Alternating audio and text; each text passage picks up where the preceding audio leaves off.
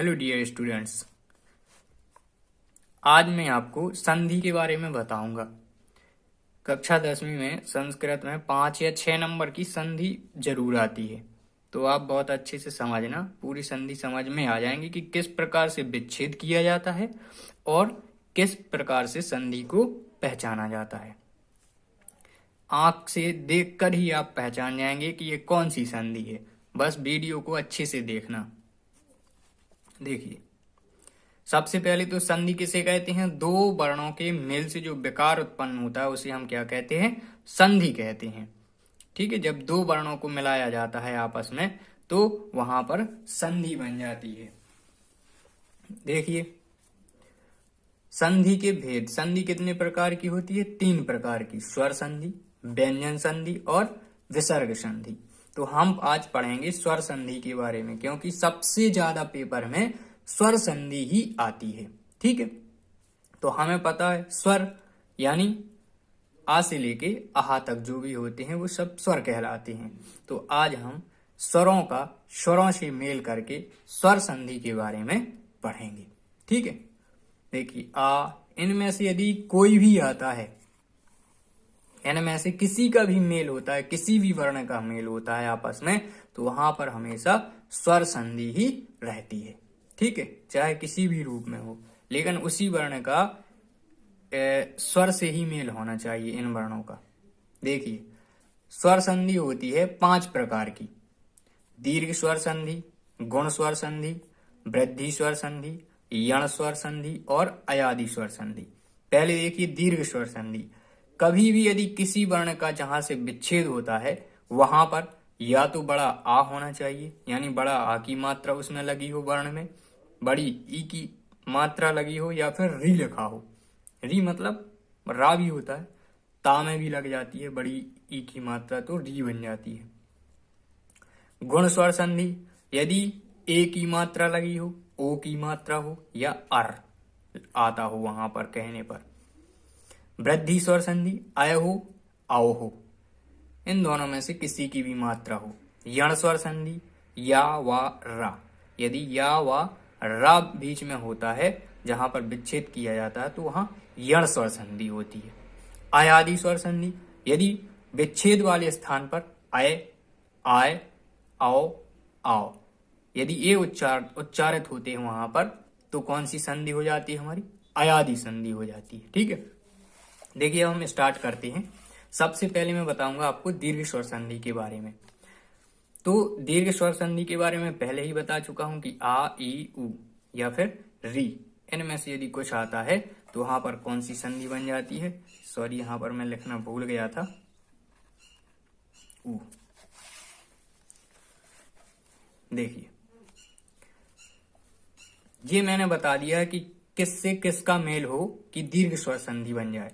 तो मैंने यहां बताया है कि जब आ का आ से मेल होता है तो वहां पर कौन सी संधि बन जाती है? दीर्घ स्वर संधि।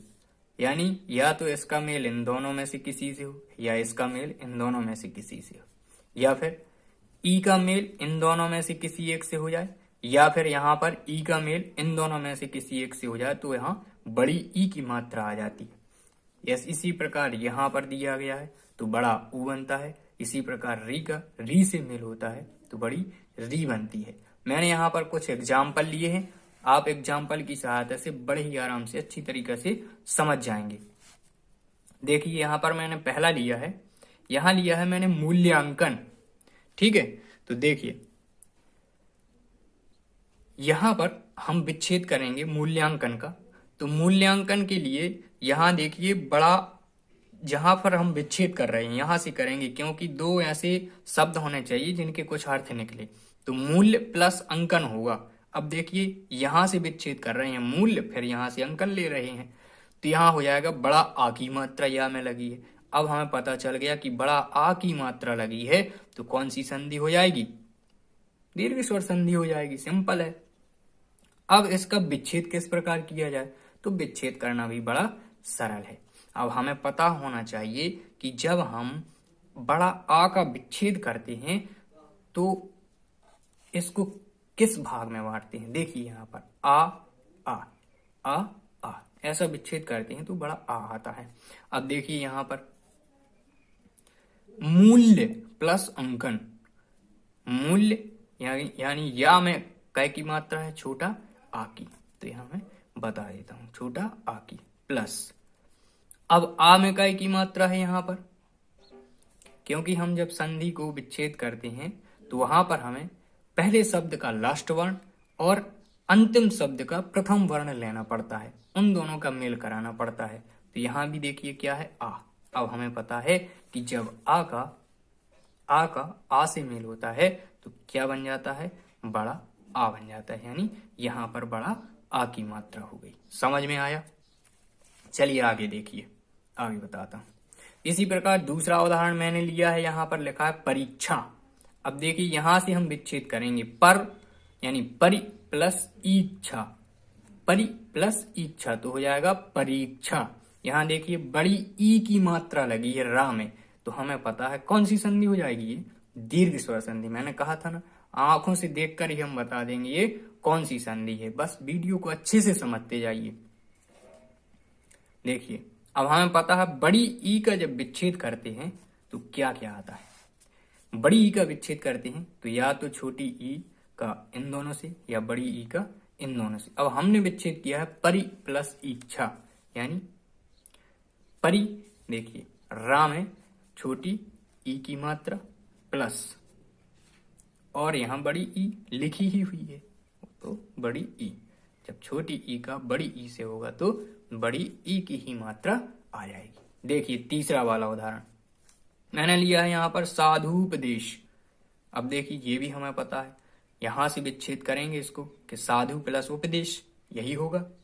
अब देखिए यहां पर मात्रा लगी है बड़ा ऊ की। अब हमें पता है कि जब बड़ा ऊ होता है जहां पर तो वहां पर कौन सी संधि बन जाती है, दीर्घ स्वर संधि बन जाती है। ठीक है, देखिए यहां पर अब इसका विच्छेद किस प्रकार होगा, तो साधु, साधु को कैसे लिखा जाता है, सा छोटा धु साधु। ठीक है, तो छोटा धु में मात्रा होगी ऊ की, छोटा ऊ की, छोटा ऊ लिखा है ये। ठीक है, प्लस छोटा ऊ की मात्रा। उपदेश, उपदेश में भी छोटा ऊ की मात्रा होगी तो बड़ा ऊ बन जाएगा, तो साधु उपदेश हो जाएगा। चलिए आगे बढ़ते हैं।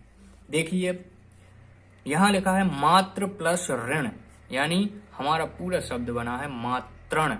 ठीक है, तो यहां पर जो ये लगा हुआ है इसका मतलब ये है, ये लेना है। हमेशा याद रखना, यदि ता में इस प्रकार से मात्रा लगा दी जाती है तो ये री बन जाता है। देखिए और उसको इसी प्रकार से विच्छेद भी किया जाता है, तो मात्र प्लस ऋण तो हो जाएगा मात्रण। यानी यहां पर त्र लिखा है, यानी र का छोटी री यहां पर लगा दी हमने, तो छोटी री का बड़ी री से यहां पर मेल हुआ है तो यहां पर मात्रण यानी बड़ी री ही आएगी तो मात्रण हो जाएगा। देखिए आगे दूसरा है गुण स्वर संधि। तो गुण स्वर संधि के लिए बहुत ही सिंपल है आपको समझना, इसको भी देखिए। अब हमें पता है कि गुण स्वर संधि वहां पर होती है जहां पर हम विच्छेद कर रहे हैं, वहां ए ओ की मात्रा, ए की या ओ की मात्रा या पर उच्चारण करने पर अर आना चाहिए। ठीक है, देखिए मैंने यहां पर बता दिया है कि किसका किससे मेल होना चाहिए, कि ए आ जाए, ओ आ जाए, फिर अर। यदि छोटा आ और बड़ा आ का मेल ई से होता है तो आता है ए। देखिए पढ़ने में भी आ जाएगा आ ई अ ए, है ना, आ प्लस उ ओ, आ प्लस री अर। ठीक है, देखिए आगे एग्जाम्पल लिए हैं मैंने यहाँ पर। पहला लिया है मैंने नरेंद्र, यहाँ लिखा है। अब मैंने बता दिया था कि यदि जहां पर विच्छेद कर रहे हैं वहां या तो ए होना चाहिए या ओ होना चाहिए या फिर अर आना चाहिए। ठीक है, देखिए यहाँ नर प्लस इंद्र, मात्र स्पष्ट है, यहाँ पर नर प्लस इंद्र ही करेंगे उसको तो सही बनेगा उसका विच्छेद। देखिए यहाँ पर रा में ए की मात्रा लगी हुई है तो स्पष्ट समझ में आ गया है यहाँ पर हमें कि कौन सी संधि हो जाएगी हमारी यहाँ पर, यहाँ पर हो जाएगी हमारी गुण स्वर संधि हो जाएगी। देखिए आगे इसका विच्छेद हम कैसे करेंगे। अब हमें पता है कि ए का यदि हम विच्छेद करते हैं तो कैसे बनाते हैं। ए का विच्छेद करते हैं तो आता है आ का ई से मेल होता है। तो देखिए आ का ई से मेल, तो यहाँ हो जाएगा नर, है ना। इसको क्या करेंगे हम, नर प्लस इंद्र। आ का ई से मेल हो रहा है, ठीक है। आ का राम एक छोटा आ की मात्रा है, तो आ का ई से मेल हो रहा है, इसलिए यहाँ हो जाएगा ए, ठीक है। तो यहाँ हो जाएगा नरेंद्र। इस प्रकार से हम इसका विच्छेद कर सकते हैं। देखिए अगला जीवनोपयोगी। अब देखिए इसका यहां से विच्छेद होगा। ओ यानी ओ आ गया है तो ये आ जाएगा, यहां लिख दिया था मैंने पहले ही कि ओ आता है तो वहां पर गुण स्वर संधि हो जाएगी। देखिए जीवन प्लस उपयोगी,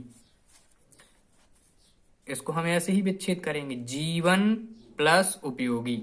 अब देखिए नो यानी ओ है, तो हम ऐसे भी इसको समझ सकते हैं कि ओ है तो इसका विच्छेद यहाँ पर किस प्रकार से होना चाहिए। तो हमें पता है ओ का विच्छेद होगा आ प्लस,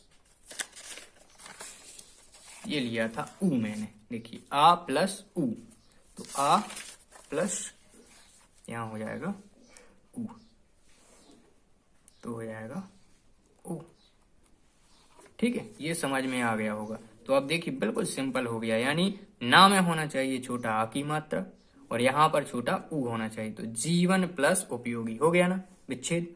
चलिए आगे देखिए महर्षि मैंने लिया है आगे। तो महर्षि मैंने कहा था कि उच्चारित करने पर अर आना चाहिए, तीसरा वाला ये जो था। देखिए अर आ रहा है यहाँ पर, तो कैसे इसका विच्छेद करेंगे। महर्षि, मह तो लिख नहीं सकते, इसको लिखेंगे महा, महा मतलब बड़ा, ठीक है, या महान। तो महा प्लस, अब ऋषि को कैसे लिखते हैं, तो इस प्रकार से लिखते हैं।